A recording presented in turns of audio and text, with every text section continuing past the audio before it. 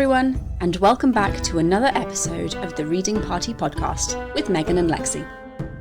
This episode continues our season looking at modern retellings of the Iliad and the Odyssey, ancient epics known for both brutal violence and instances of sexual assault. This episode is not suitable for under 18s. We hope you have your favourite beverage and snack ready to go, because we've got our teas and are ready to start spilling the tea on our latest ancient story.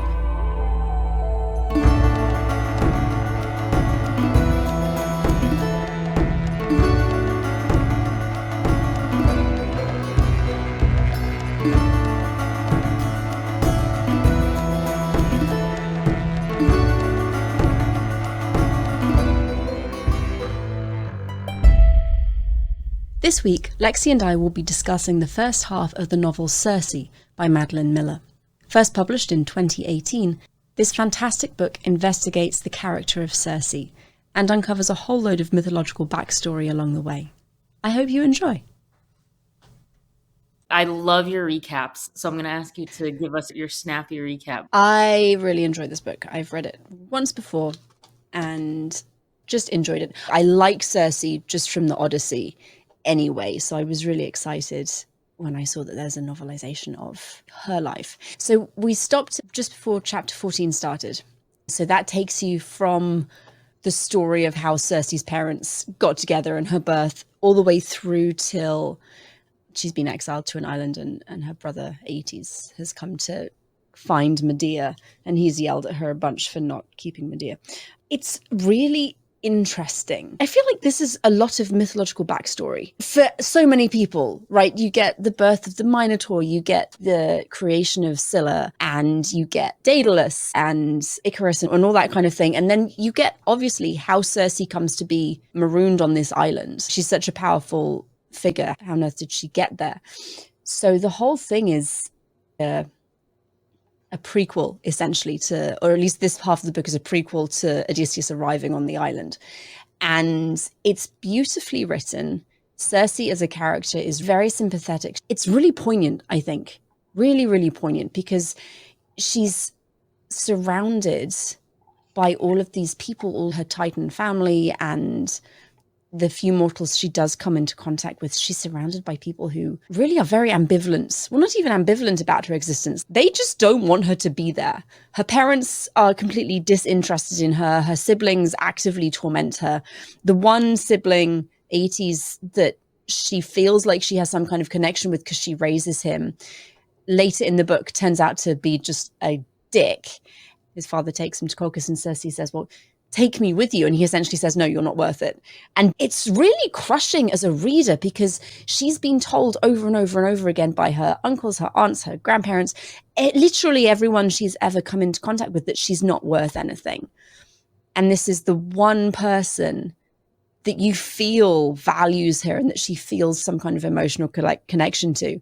And it turns out actually, no, he's playing her because she's useful and it's convenient.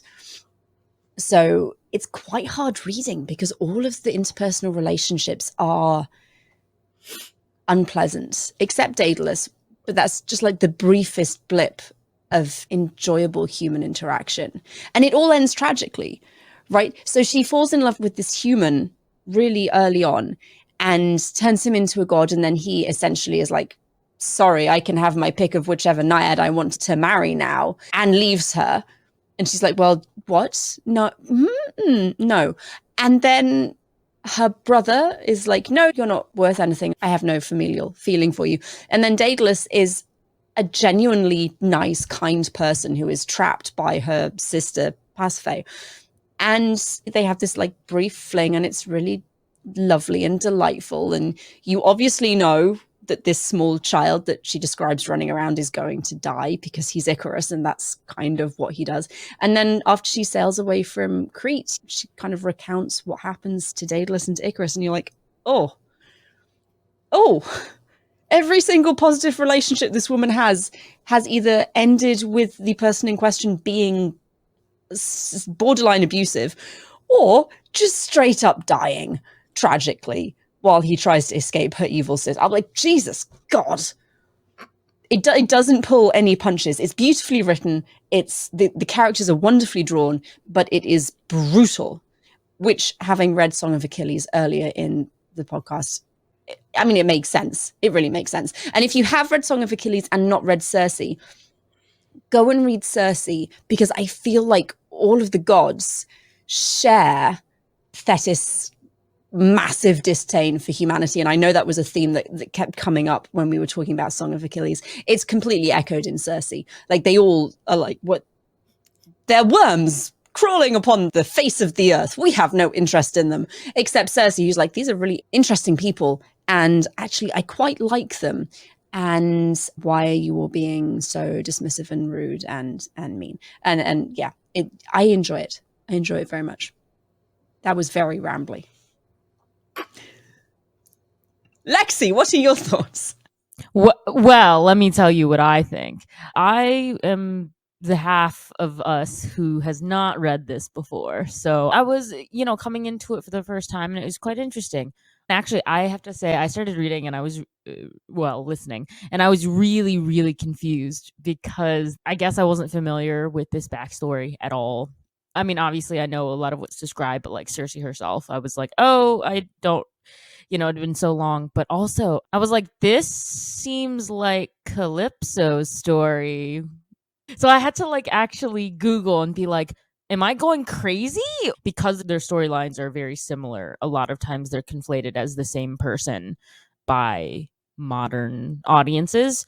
And so I was like, no. Okay, like, so technically they're different people in mythology, but we as humans have conflated them. So ergo, they're like the same. Because I was like, Circe was the mean witch who just turns people to pigs and traps Odysseus. But I was also like, I'm pretty sure that he did end up on Oeya. And I was like, but she was the good one who didn't turn his men. She just fell in love with him and then had the whole doomed romance curse. So it was quite eye-opening to see that it is exactly like the same story of her banishment and the mistreatment and stuff, but it's not Calypso, it's Circe. So I was like, oh, okay. So that one threw me for a hook. So once I got past my initial shock of what the hell am I reading, I really did enjoy it. I think, I mean, we read up to chapter 14, but I have to say, I don't know about you, I think chapters 1 and 2 were my favorite. Like, my favorite because they really did a great job of giving the backstory, the background. It sets kind of the tone,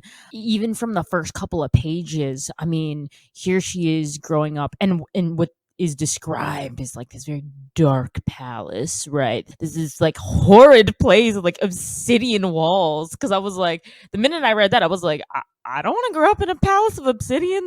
That is like the most dark, creepy, nightmare-inducing. And so then I was like, okay, so scarred childhood in place with obsidian walls. Why?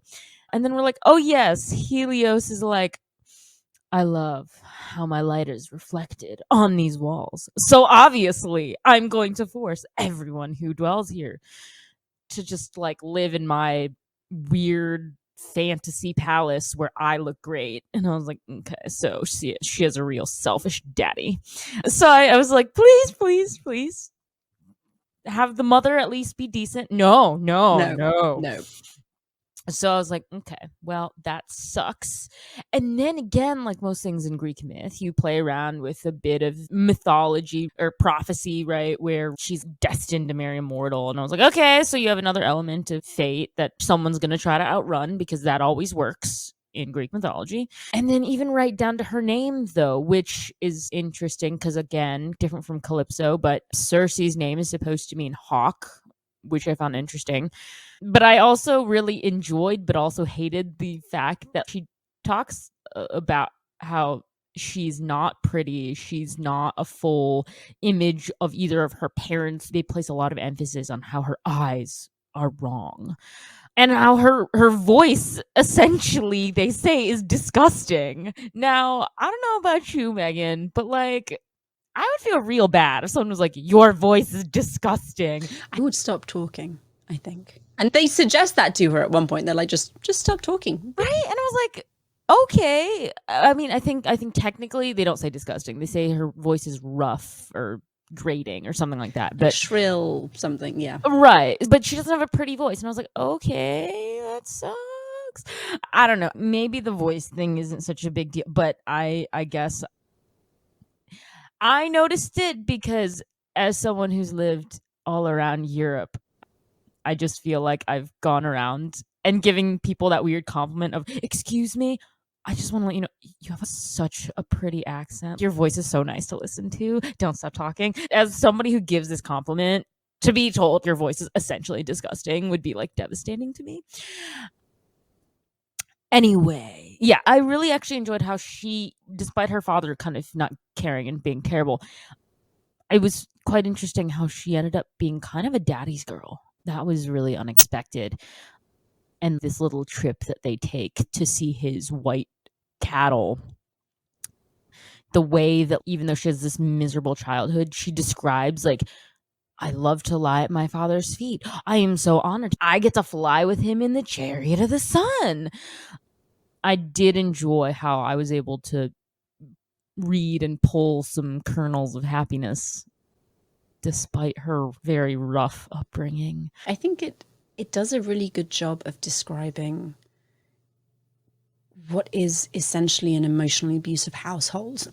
And I'm not a psychologist in any sense of the word, but the feeling I get is that children growing up in those kinds of circumstances kind of latch on to any kind of positive attention, and they do everything they can to please a parent. And that's exactly what you see happening with Circe. She's just doing everything she can to not make a fuss, not be a bother, just to get someone's approval somehow, because she doesn't have the physical appearance that her siblings do, that any of her family does. And she's told time and time again, you are a disappointment, because in the society, in the world she is born into, it's very obvious and it's made very explicit as you're reading the book that actually the only value a female child brings is in a good marriage.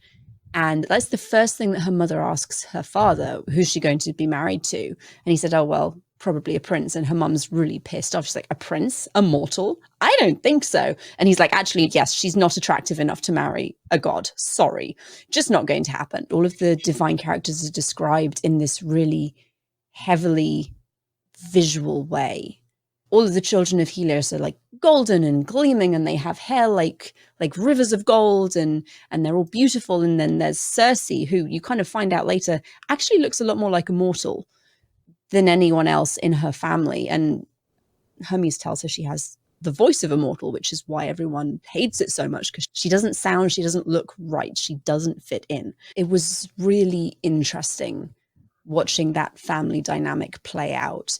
And then right at the end of the section we read, you kind of get from her sister, from Pasiphae, you get this diatribe almost against Circe and against how she's been behaving her entire life. She's like, you kind of cowered at our father's feet. You do nothing to stand up for yourself. You're pitiful. And it's kind of you have power. You've always had access to power. You just never had the bravery really to try and find it and to use it. And it's really interesting seeing how Circe is trying her best just to survive, and how she's kind of looked down on and ridiculed by her siblings for being this kind of quiet, submissive character.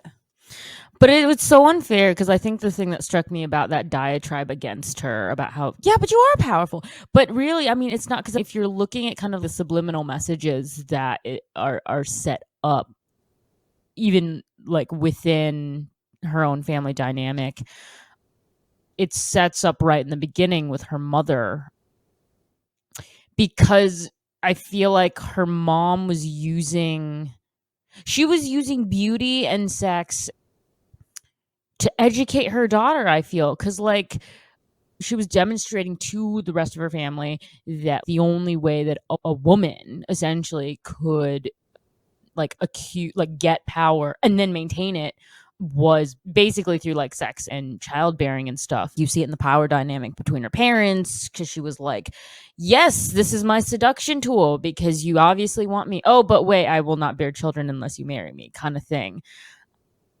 And then you see that kind of power taken away right later, because the gods forbid her from having more than her 4 children. And then being forbidden from having children strips her of whatever leverage she feels she has. So then she goes back to actually not even having power as someone who's considered pretty and desirable. So the fact that like hearing this, or that I was listening to this diatribe and I'm like, but that's not fair, because her mom just told her that sex is how you get stuff. And then you have someone who was told in this world where she thinks it's the only way to get stuff, that like she's ugly and no one wants her. Yes, she had power. Okay, she has like magic and whatever, and people are like, "Oh, I'm discovering you're useful." But I don't know, like I guess it's true. Like if I was going to analyze it, I'd be like, "Okay, you're right. She has power. She's been powerful. She's not like this helpless little thing. Maybe as a kid, but like who she grew into, especially after her banishment, she was powerful. But you can have all the power in the world, but if you don't realize that's the kind of power you can use to get ahead, but it's like everyone else who doesn't understand that, if you're coming from a place where you only understand there's one type of power, I'm like, I'm sorry, there's no way that she would know she's powerful. I don't know, that's just me if I was like sitting in her position. No, absolutely. I don't think anything that Pasiphae says is fair in any way, shape, or form, because she's grown up with this beauty and this value, and she's married off to the king of Crete. And it's only then that she kind of discovers her own power. So for people who haven't read it, the 4 children are Perseus, Pasiphae, Circe, and Aeetes, and they're all magical, but like witchcraft magic as opposed to inborn divine magic, which was interesting because that wasn't a characteristic or a division that I'd necessarily thought of myself before reading the book. But only those 4 have it, and they all have the same parents. So once Zeus finds out, he's like, okay, you two are not having more children because your children have these scary powers that I don't understand and I can't control, and I don't want essentially to be overthrown. But Pasiphae doesn't discover this until after she leaves home. So I think lambasting Circe for not exercising her own power or exercising her own like will almost is, well, I mean, Pasiphae isn't a sympathetic character to begin with anyway. None of them are. So that's possibly unsurprising. But something that did just occur to me, and again, going back to Song of Achilles and Thetis and how I think dismissive Thetis is of humanity in general. If you look at all of the gods and the titans in the first, like the first half of Circe, everyone is like that, both towards mortals, but also towards their own kind. There's no softness, there's no trust, there's no like what I'd call true friendship, because you see it with Scylla. Circe turns her, and she's a beautiful sea nymph, and then Circe turns her into the monster that we all know and are terrified of from the Odyssey. And everyone who had been admiring of her because she was beautiful and because she was going to like marry the best sea god or whatever, the instant she falls from grace, even the guy who was planning on marrying her is like, ha, she's like no value, and everyone's laughing. And it's a really hard, unpleasant place with very little warm feeling at all. So Thetis and her dismissive feelings towards humanity, I think when we read it, we were like, oh, this is kind of a little bit tropey, like gods despising humanity. The thing is, in Circe, they despise everyone. You only get some level of respect by being more powerful. So Circe is despised because she is the least powerful in her family, and the mortals are even further below her. So it's like a hierarchy of despisement. I don't think despisement is a word. Let's make it a word.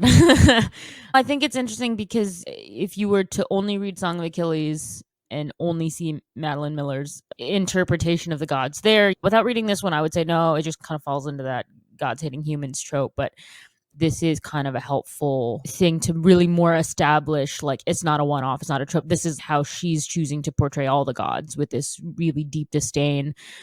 And, the more I read and think about it, the more it makes sense, because the gods have always been described as very selfish, out for themselves.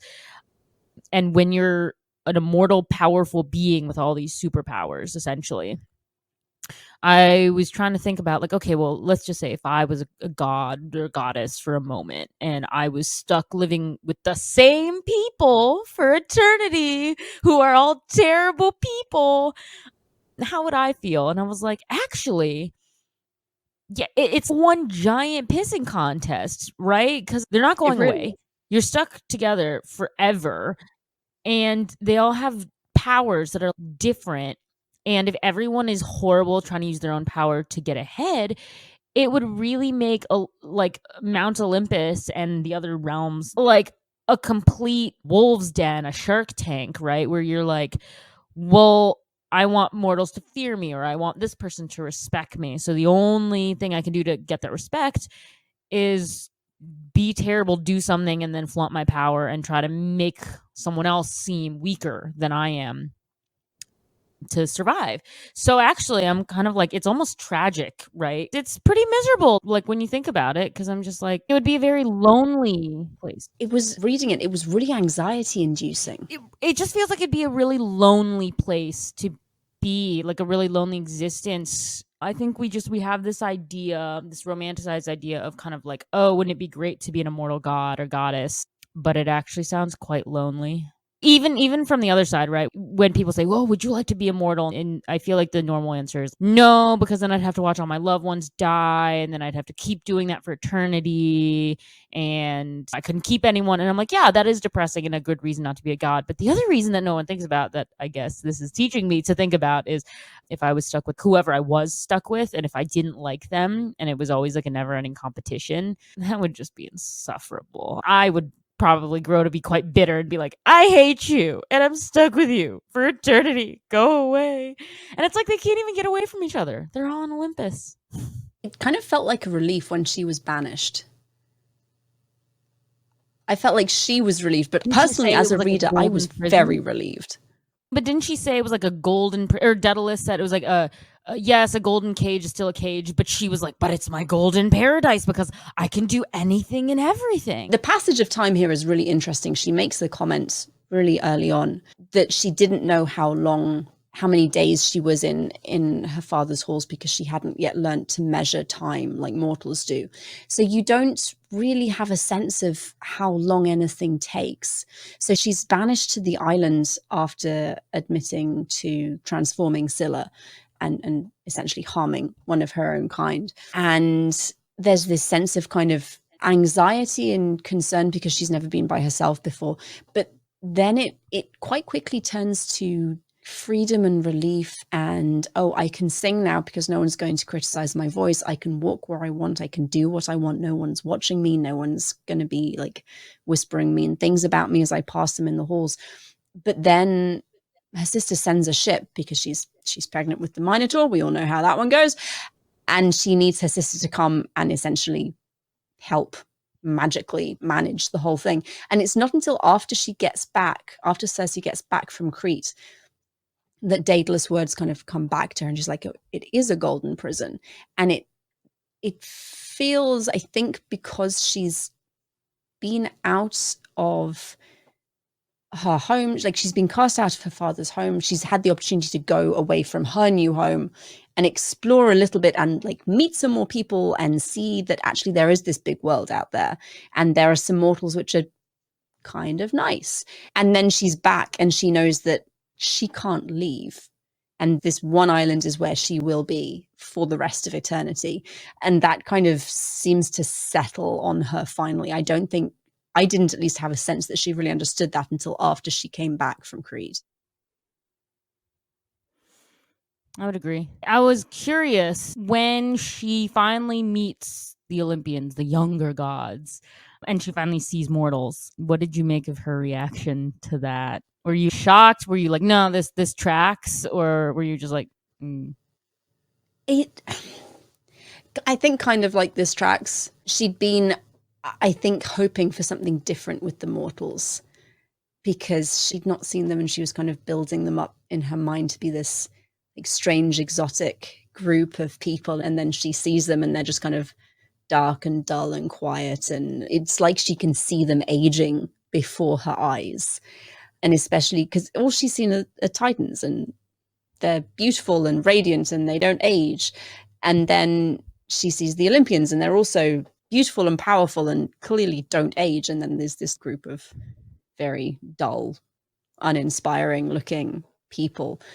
But what I did like was the contrast between her first experience and then a later, when she's on the boat with Daedalus going to Crete, and she compares her, like how she sees the men rowing, and it's kind of, it's like she sees them as individuals now. Before they were just this homogenous group of boring, non-shiny people, and now actually that she's up close and personal and she can see them properly and like talk to them, they're different somehow. They're better, she had thought. Yeah, I found it quite sad because I mean, she had built up humans. But I remember because I kind of enjoyed her reaction to when she finds out that Prometheus got his punishment for stealing fire for humans.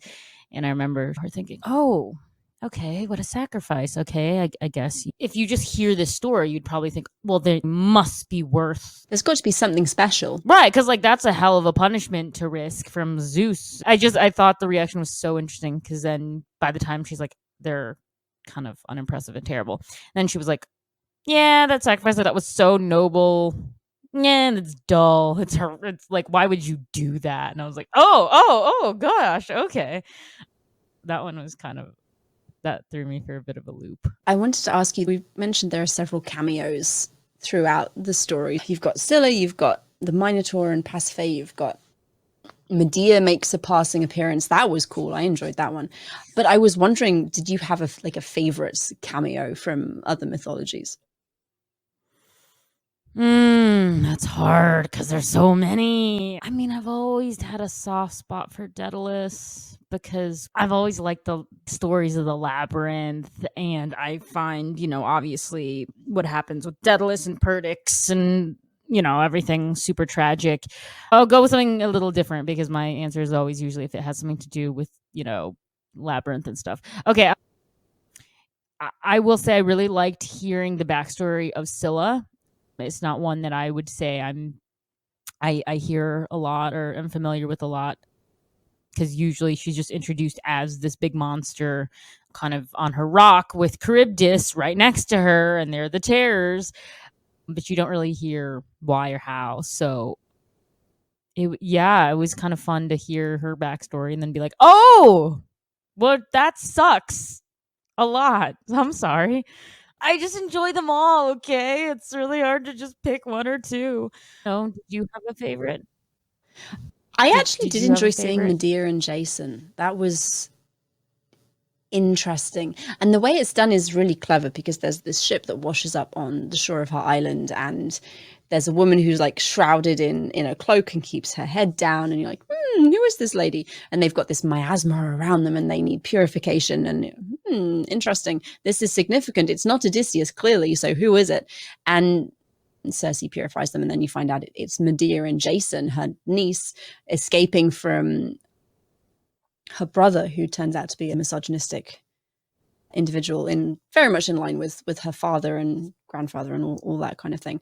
And Medea comes off, when Jason is conscious, as a very softly spoken, shy, retiring princess, and very happy to let her now husband take the lead in all things. And then she drugs him, essentially, and speaks to Circe as herself rather than this front that she puts forward to try and exist in a man's world, and is not as bad as the rest of Circe's family, but very much powerful and scary and out for herself, and looking down on her aunt for weakness, which is a characteristic of the entire book, is Circe's kindness always being interpreted as weakness.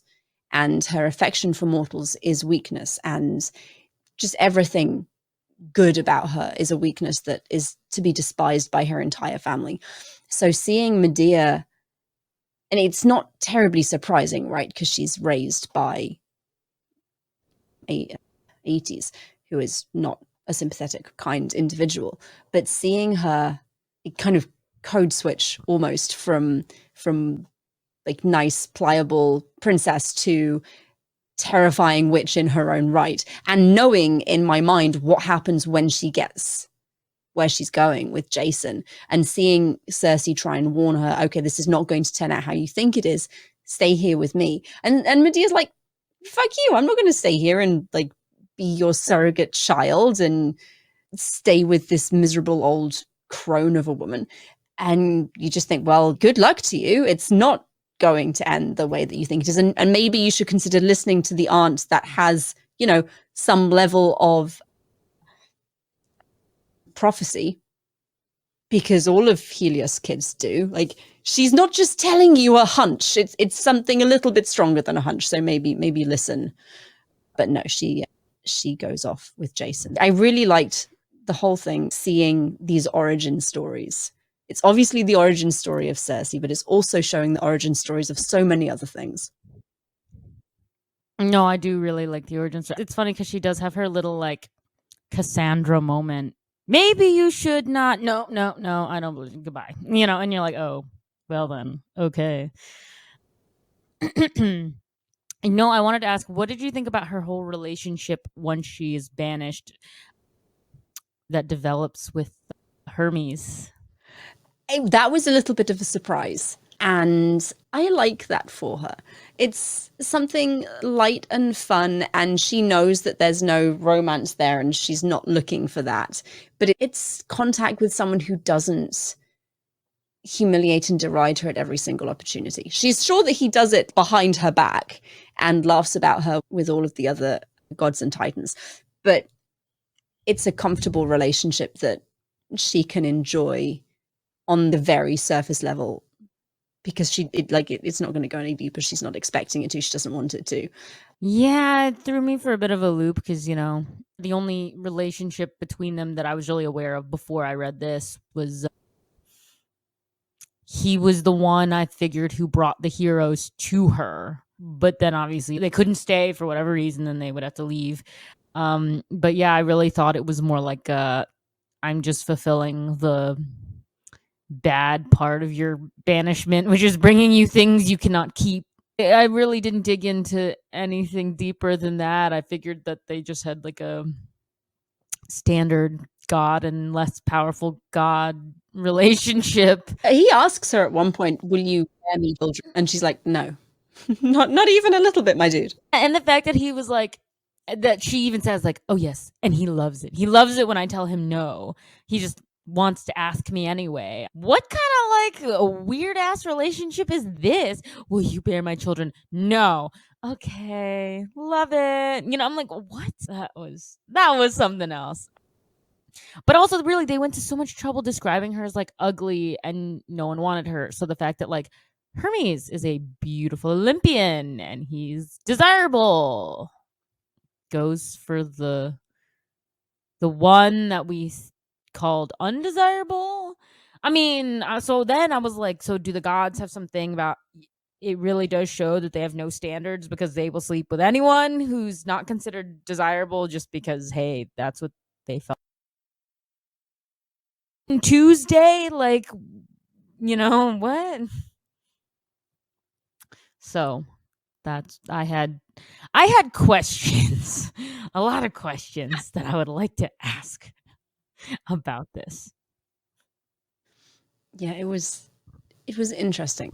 Definitely an interesting choice to make that happen. And I think with Hermes, I think the law for him to Circe is that she's not in awe of him. Like all of the mortals are, obviously. He can have anyone he wants. But she doesn't really want him. He's convenient and he's useful because he's there and she's a bit lonely. But she's not like some love-struck mortal pining after his amazing beauty. It's like, fuck you, I'm not going to have your kids. He would probably know, right? Like if they had kids, would they be beautiful? You know, godly genes are weird because you can have like two beautiful gods with a horrible child, but you can also have gods who are like not considered very attractive. And then they have like a beautiful child. So you know what? Godly genetics, I don't fuck with that. That's a whole can of worms, you know. Although there is that quite concerning pattern, right, where most of the sons of Zeus by mortals are actually kind of beautiful. It is an unfortunate reality. And then you have I things know. like the Minotaur, which again is possibly not surprising given that it was fathered by a bull. But that whole episode in the story was about as traumatic as I would expect the story of the like the Mhm. beginning of the story of the Minotaur to be. Like, Circe's there helping with the delivery, and it eats two of her fingers while essentially still in the womb. You're like, oh my god, okay, we are Yeah. not pulling any punches with describing monstrous beings. I see. Good. Yes. Well. Yeah. Pretty ugh. I thought it was quite interesting how her sisters, after a lifetime of making fun of her, the fact that Pasiphae's like, "Sister, would you come hither?" And she's like, "What? What? She doesn't love me. Why would she want me there?" And then the whole, I think it was Daedalus, right, who was kind of like, "Well, I can't tell you more." But she says, "Come on, come quick." Oh, but also you have to go the path that leads you in front of Scylla. And she's like, of course, there's strings attached. My This sister would tracks. never call me just because she wants me. And here's proof. And you're like, hmm. Yeah. So she's kind of horrible. They all are. They all are. Now, this is a Mm. relatively short book, so I don't have a huge amount left that I wanted to talk about. Yeah, I was going to say, actually, it's been going pretty quickly, but we're basically caught up.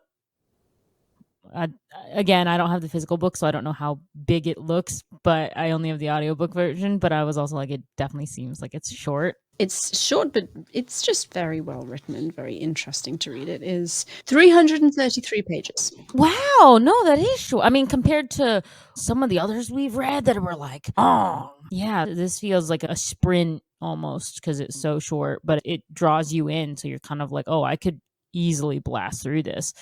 I will say that the audiobook does kind of transform the experience because it's read by a woman with like the most dulcet British accent. I feel like it's becoming a trend. Like all the audiobook narrators are all British and they all have kind of soft tones. But I swear, this one, hearing this read to me makes it even sadder because the way she reads it in her like dulcet, weepy British voice, like it makes the sad part sadder. I think that's a problem I'd have with audiobooks. If a section of a book is like upsetting or anxiety inducing, I can just speed up and read it faster. But you can't do that with an audiobook. You just have to sit there and wait for the story to move on. I mean, I think there's a setting where I can press like times 2 where it like speeds it up a little bit, but you do have to kind of just take the punches. But like it's still pleasant enough of a voice to listen to. But when it's sad, it makes me like want to cry. But then also it's weird because we've been told repeatedly that this character has like a disgusting voice and I'm just like, yeah, but the person reading her has like a beautiful, lovely voice, and she could read me the dictionary, and I would be like, read me more. So it doesn't track that she has an ugly voice because here she is being narrated with like the most, yeah, with like the most lovely voice. So I will say again, for all you book versus audiobook people, it does make a difference in how you receive the material. I don't know when I became such a big audiobook person, but I guess I'm determined to experience as much as I can through the audiobooks. I'm not going to answer this because obviously I've read it, but I wanted to ask you how you think the relationship between Odysseus and Circe is going to play out in the second half of the book. Oh, I don't know. So like based on the character we have, I mean, like when she has found a mortal that she likes, kind of like Daedalus, I'm like, no, she's like, hey, you're kind of okay. I'm also like, this is a hard one just because I'm so used to this type of story being played out by Calypso, and I'm not as familiar. And the Circe I know is just like the evil witch. I don't know. I'm having trouble reconciling because I'd imagine, right, that she's going to slip in the you have to turn his men into pigs because that's what Circe did. I don't know how I would reconcile if she's going to do some evil trick like that, but also then play the Calypso-ish role of the you're arriving injured and now I'm going to heal you and then make you love me and stay. Turning his men into pigs does not fit into that lovely, lovely future. So I'm curious to see what she does to try to weave in those elements, or maybe she'll just leave it out and leave all traditional Circe elements out and then just go with the Calypso storyline. That's the thing. The curse was like she will come, and even though she won't like everyone immediately, she's going to be doomed to fall in love with them. So I'm sure that even if he comes, she's probably going to be like, "Oh, you're kind of an asshole." But then something's going to happen, and then he's going to do something great, or it's just like the amount of time, and then she's going to somehow come to be like, "Oh no, wait."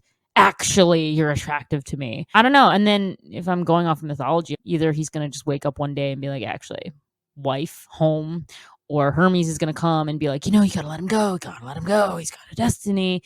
I know at the wedding in Crete, she was looking for Athena because she really wanted to meet her and didn't see her. So I'm like, well, he is a beloved hero of Athena. So who knows? Maybe Athena's going to like pop in and be like, hello, let my hero go. Blah, blah, blah.